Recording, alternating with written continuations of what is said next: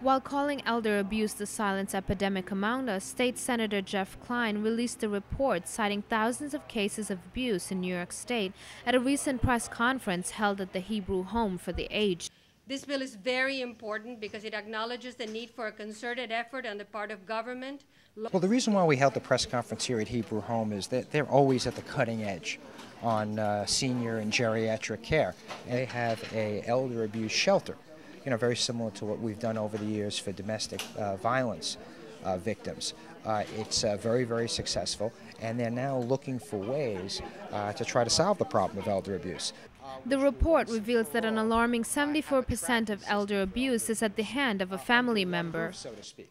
I want to give the Office of Family We're not talking about abuse that's occurring in the nursing home. We're talking about abuse that's occurring in the community. And most of it's being perpetrated by adult children and intimate partners. Older adults and their families really need to understand how to certainly maintain independence as long as possible in the community, but how important it is to provide protection for older adults who are being victimized. I am glad to be here. According to several members supporting Klein's bill, abuse itself can take the form of physical, sexual, and financial exploitation.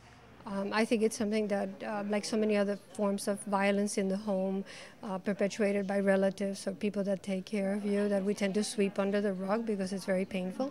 And so this is the first step. We're going to start tracking it. We're going to find out how much does it happen and what does it look like.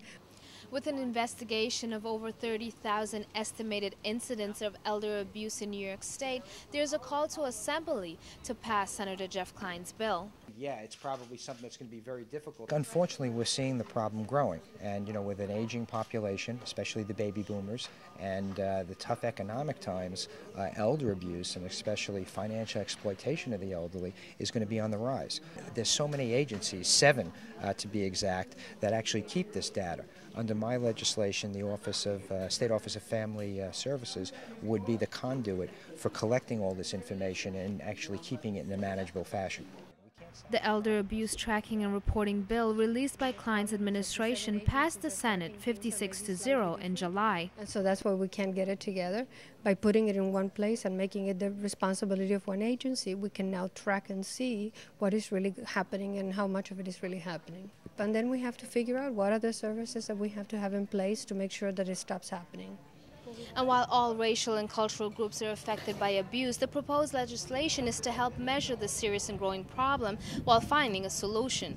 For BronxNet, I'm Bharati Kemraj.